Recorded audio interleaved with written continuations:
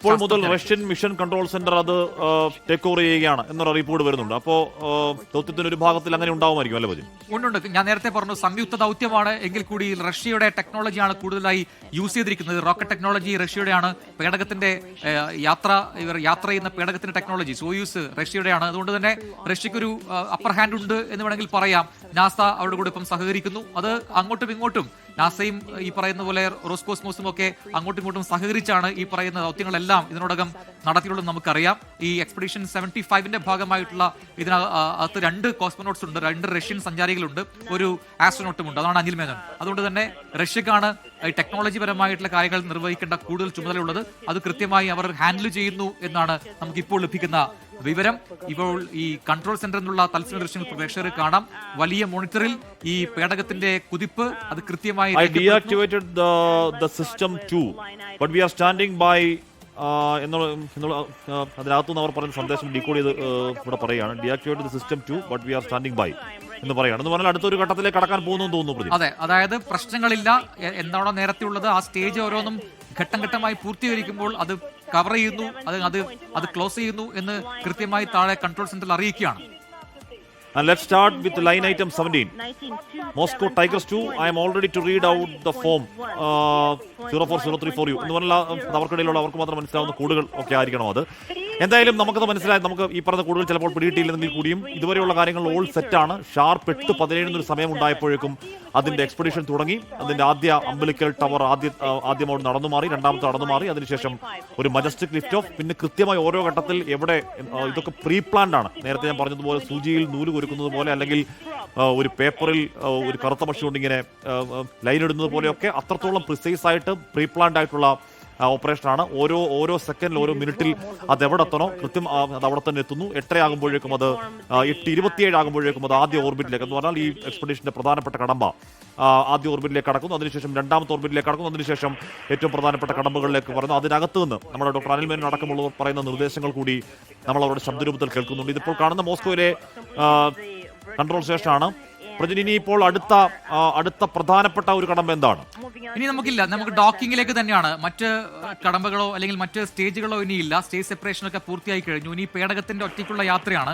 MS-21 എന്ന് പറയുന്ന Soyuz MS-21 എന്ന് പറയുന്ന പേടകം ഇനി ഒറ്റയ്ക്ക് യാത്ര നടത്താൻ പോവുകയാണ്. ആ യാത്ര തുടങ്ങിയിരിക്കുന്നു. ആ യാത്ര ഓരോ സ്റ്റേജിലേക്ക് പോകുന്തോറും അതിന്റെ വെലോസിറ്റിയിൽ മാത്രമാണ് ചെറിയ വ്യത്യാസം വരുത്തുക.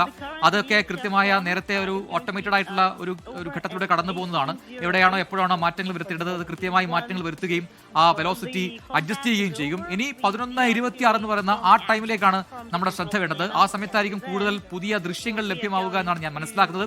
ആ സമയത്തായിരിക്കും നമ്മുടെ ഇന്റർനാഷണൽ സ്പേസ് സ്റ്റേഷന്റെ പ്രിച്ചാൽ എന്ന് പറയുന്ന മൊഡ്യൂളിലേക്ക് നമ്മുടെ ഈ പേടകം പോയി ഡോക്ക് ചെയ്യുക. സോ നെക്സ്റ്റ് നടക്കാനുള്ള പ്രോസസ് എന്ന് പറയുന്നത് technically speaking that is docking. ഇനി ഡോക്കിംഗ് ആണ് നടക്കാനുള്ളത്. അത് 11:26 നടക്കും. പിന്നീട് അത് കഴിഞ്ഞ് ഒരു 2 മണിക്കൂർ കൂടി കാത്തിരുന്ന ശേഷം മാത്രമേ അതിലുള്ള 3 പേർക്കും, നമ്മുടെ അനിലിനും ഒപ്പം മറ്റ് 2 പേർക്കും ഈ നിലയത്തിനകത്തേക്ക് കടക്കാൻ കഴിയുകയുള്ളൂ. അത് ഒരു 1:26 കൂടി പുലർച്ചെ 1:26 കൂടി മാത്രമേ നടക്കുകയുള്ളൂ എന്നാണ് ഞാൻ മനസ്സിലാക്കുന്നത്. അതാണ് നേരത്തെ നാസയും അറിയിച്ചത്. അതാണ് മുന്നിലുള്ള 2 സ്റ്റെപ്പുകൾ. അതായത് ഇനിയിപ്പോൾ മറ്റ് സ്റ്റേജുകളോ കാര്യങ്ങളോ ഇല്ല. നെക്സ്റ്റ് നടക്കാൻ പോകുന്നത് ഡോക്കിംഗ് ആണ്. അത് നടക്കാൻ പോകുന്നത് ഇന്ന് രാത്രി 11:26 The activation is going to be activated via command radio link എന്ന് പറയുന്നുണ്ട്. ഇതിനകത്ത് നിന്ന് അവർ സംസാരിക്കുന്ന ഇങ്ങോട്ടെ കൺട്രോൾ റൂമിൽ കൊടുക്കുന്ന ആ ശബ്ദ സംഭാഷണമാണ് നമ്മൾ ഇത് കേൾക്കുന്നത്. 1820 is the end of the combos using satellites എന്ന് പറയുന്നു. കോപ്പി എന്ന് ഇവിടുന്ന് പറയുന്നുണ്ട്. And you are hearing some interpreted conversation of the crew on board the Soyuz spacecraft. They complete some communication checkouts എന്ന് പറഞ്ഞാൽ ഈ പറയുന്ന കമ്മ്യൂണിക്കേഷൻ ഒക്കെ പൂർണ്ണമായി സാധ്യമാകുന്നുണ്ടോ എന്ന ഫൈനൽ ടെസ്റ്റുകളൊക്കെ പൂർത്തിയായിരിക്കുന്നു. ബാക്കി കാര്യങ്ങളൊക്കെ സെറ്റാണ്. സമയം 8 മണി കഴിഞ്ഞ് 34 മിനിറ്റ് 17 മിനിറ്റിൽ നിന്നും 8:34 ആകുന്നു. ഇനിയിപ്പോൾ നേരത്തെ പ്രജിൻ പറഞ്ഞതുപോലെ 11 മണിയിലേക്കാണ് നമ്മുടെ ആകാംക്ഷ. സോയൂസ് പ്രോഗ്രസ് രാത്രി 11:30 കഴിയുമ്പോഴേക്കും 11:46 ആകുമ്പോഴേക്കും രാജ്യാന്തര ബഹിരാകാശ നിലയത്തിന്റെ കവാടവുമായി ബന്ധിപ്പിക്കുന്ന ഡോക്കിംഗ് എന്ന് പറയുന്ന പ്രോസസ്സാണ്. നമുക്ക് ഒരുപക്ഷെ അവിടുത്തെ കൂടുതൽ ദൃശ്യങ്ങൾ നമ്മൾ ഇപ്പോൾ ഇവിടുത്തെ ലോഞ്ചിങ്ങിന്റെ ദൃശ്യങ്ങളാണ് ഒരു ഭാഗത്ത് കാണുന്നത്. മറ്റേത് റഷ്യയിലുള്ള കമാൻഡ് സെന്ററിൽ ദൃശ്യങ്ങളാണ് കാണുന്നത്. ഇനിയിപ്പോൾ കൂടുതൽ അവിടുന്ന് ലൈവ് ദൃശ്യങ്ങൾ കാണണമെങ്കിൽ ഒരുപക്ഷെ ആ സമയമായേക്കാം. നേരത്തെ പറഞ്ഞതുപോലെ നാളെ രാവിലെ 1 മണിക്കാണ് ഇതിന്റെ നമ്മുടെ ഈ സ്പേസ് ക്രാഫ്റ്റിന്റെ കവാടങ്ങൾ അവിടെ പോയി തുറക്കുക. അവിടെ നിൽക്കുന്ന ഈ സ്പേസ് സെന്ററുമായി അത് കൂടിച്ചേരുന്നു, സംഗമിക്കുന്നു. ഹാച്ചിങ് എന്നാണ് അതിന്റെ വാക്ക്. 1:30 ഡോക്ടർ അനിൽ മേനോൻ സംഘം ആ നിലയത്തിനകത്തേക്ക് കടക്കുന്നു. പിന്നെ ഈ പറയുന്ന കഠിനാധ്വാനം, പിന്നെ ഈ പറയുന്ന നിരന്തര പരീക്ഷണങ്ങളുടെ 8 മാസങ്ങൾ അവിടെ കഴിയാൻ പോവുകയാണ്. അപ്പോൾ അതോടുകൂടി ഇപ്പോൾ നിലവിൽ 7 ക്രൂ മെമ്പേഴ്സ് നമ്മുടെ അവിടെ ISS ഉണ്ട്. ഇവർ കൂടി പോകുമ്പോഴേക്കും അത് 10 ആകുന്നുണ്ട്. 3 പേർ അവരുടെ മടക്കയാത്ര തുടങ്ങുകയും ചെയ്യും. പ്രജിൻ, ഇനി ഇപ്പോഴുള്ള ആകാംക്ഷ ഡോക്കിംഗ് തന്നെയാണ് അല്ലേ?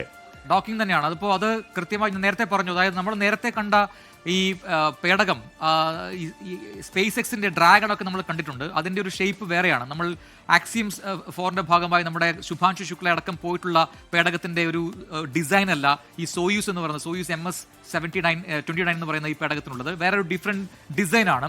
അതുകൊണ്ട് തന്നെ ഇതിന് ഡോക്കിംഗ് ഒക്കെ കാണുക, അല്ലെങ്കിൽ ഈ ഡോക്കിംഗ് എങ്ങനെയാണെന്നൊക്കെ മനസ്സിലാക്കുക കുറച്ചുകൂടി ആകാംക്ഷയുണ്ട്, കുറച്ചുകൂടി കൗതുകമുണ്ട് എന്നാണ് ഞാൻ മനസ്സിലാക്കുന്നത്. ഞാനും അതിന് വെയിറ്റ് ചെയ്യുകയാണ്. കാരണം ഇത് പോയി ഡോക്ക് ചെയ്യുന്ന ഏരിയ എന്ന് പറയുന്നത്, മൊഡ്യൂൾ എന്ന് പറയുന്നത് പ്രിച്ചാൽ എന്ന് പറയുന്ന ഒരു മൊഡ്യൂളാണ്.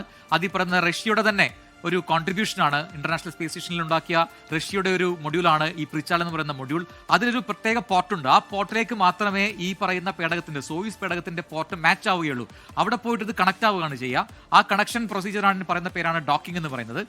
ഈ പറയുന്ന ഡ്രാഗൺ പേടകത്തിന്റെ ഒക്കെ പോർട്ട് പോലെയല്ല ഈ സോയൂസിന്റെ പോർട്ടുള്ളത്, അല്ലെങ്കിൽ പ്രിച്ചാലിന്റെ പോർട്ടുള്ളത്.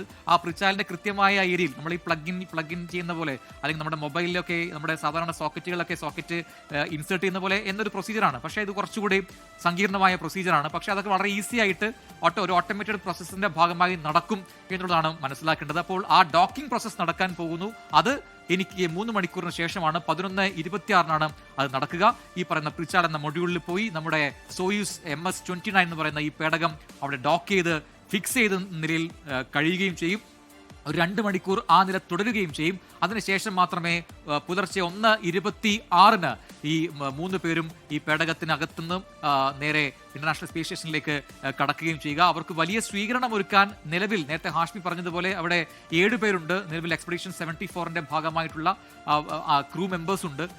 അവരെല്ലാം തന്നെ ഇവരെ സ്വീകരിക്കാൻ തയ്യാറായി നിൽക്കുകയാണ്. അവർക്കായി പല സർപ്രൈസുകളൊക്കെ ഒരുക്കിയിട്ടുണ്ടെന്നാണ് നേരത്തെ അവിടെ ഇപ്പോൾ കഴിയുന്ന ആൾക്കാർ പറയുന്നത്. അപ്പോൾ അവർക്ക് ആ സ്വീകരണത്തിന്റെ ദൃശ്യങ്ങളും അവരെ ഹഗ് ചെയ്യുന്നതും ഒക്കെ നമുക്ക് കാണാൻ കഴിയും. തത്സമയ ദൃശ്യങ്ങൾ നാസ നൽകുമെന്ന് നേരത്തെ അറിയിച്ചിട്ടുണ്ട്. അപ്പോൾ ഇനിയുള്ള കാത്തിരിപ്പ് ജെസിക്ക മേയർ പറയുന്നത് we have been prepping their supplies and will be welcoming Payathor, Anna and Astro Anil with the largest floating hugs we can muster എന്നാണ്. ഫ്ലോട്ടിംഗ് ഹഗ്സ് എന്നാ പറയുന്നത്. അതെ, കാരണം അങ്ങനെയാണല്ലോ നമുക്ക് നിലയുറപ്പിച്ച് നിൽക്കാൻ കഴിയില്ല, പറന്ന് നടക്കാനേ കഴിയുള്ളൂ ഇന്റർനാഷണൽ സ്പേസ് സ്റ്റേഷനകത്ത് ഈ മൈക്രോ ഗ്രാവിറ്റി ഉള്ളത് കൊണ്ട് തന്നെ. അതുകൊണ്ട് ഫ്ലോട്ടിംഗ് ഹഗുകൾക്ക് വേണ്ടി കാത്തിരിക്കുകയാണ്. അവരെ അങ്ങനെ ഹഗ് ചെയ്ത് അവരെ ആ നിലയത്തിനകത്തേക്ക് സ്വീകരിക്കും എന്നാണ് ഇപ്പോൾ അവിടെയുള്ള ശാസ്ത്രജ്ഞരും ബഹിരാകാശ യാത്രികളും പറഞ്ഞിരിക്കുന്നത്. അപ്പോൾ ആ പ്രോസസ്സിനുള്ള കാത്തിരിപ്പാണ്. ഡോക്കിംഗ് നടക്കാൻ പോകുന്നത് 11:26 അപ്പോൾ ആ ശുഭയാത്ര നമ്മൾ നേർന്നു കഴിഞ്ഞു. ആ യാത്ര ഇപ്പോൾ തുടരുകയാണ്. 8:38 ആവുന്നു സമയം. 8:17 ഷാർപ്പായി തുടങ്ങി. ഇതുവരെയുള്ള കാര്യങ്ങളൊക്കെ നമ്മൾ ലൈവായി കണ്ടു. സെറ്റായിരുന്നു. ഓൾ കാര്യങ്ങൾ എല്ലാം പ്രിസൈസ് ആയിരുന്നു. ഷാർപ്പായി തന്നെ മുന്നോട്ടേക്ക് പോകുന്നു. ഇനിയിപ്പോൾ ഡോക്കിങ്ങിന്റെ സമയമാണ്. അപ്പോൾ ഒരിക്കൽ കൂടി ഡോക്ടർ അനിൽ മേനോൻ നമ്മുടെയൊക്കെ ഹൃദയത്തിന്റെ ഭാഗമാണ്, നമ്മുടെ ഒറ്റപ്പാലത്തുകാരനാണ് അനിൽ മേനോൻ. എല്ലാവിധ ആശംസകൾ, എല്ലാവിധ അഭിവാദ്യങ്ങൾ, എല്ലാവിധ പ്രാർത്ഥനകൾ.